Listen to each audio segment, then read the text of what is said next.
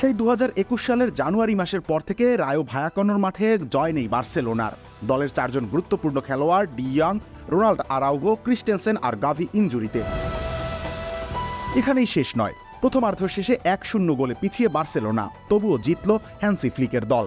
জিতল একদিন আগেও লা লিগায় খেলোয়াড় রেজিস্ট্রেশন নিয়ে অনিশ্চয়তায় থাকা দানি অলমোতে ভর করে। ম্যাচের শুধু দ্বিতীয়ার্ধেই খেলেছেন তিনি, আর যা খেললেন তা চোখকে ছানা বড়া করে দেওয়ার জন্য যথেষ্ট। নিবন্ধন জটিলতা কাটিয়ে অভিষেক ম্যাচেই গোল করলেন দানি অলমো। অসাধারণ পারফরমেন্সের কারণে অভিষেক ম্যাচেই ম্যাচ সেরা ফুটবলার নির্বাচিত হয়েছেন। প্রথম ম্যাচেই তিনি বার্সেলোনার ত্রাণকর্তা। রূপকথার এমন সূচনা দানি অলমো নিজেও কি ভেবেছিলেন?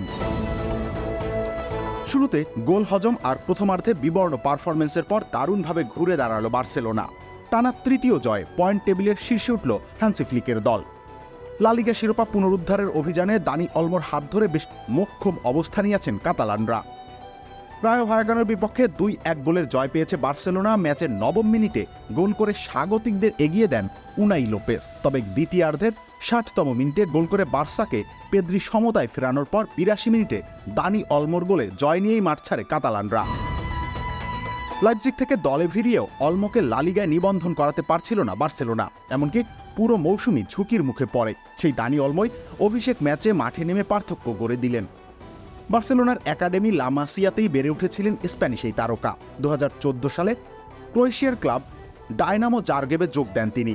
এরপর 2020 সালে যোগ দেন আরবি লাইপজিগে।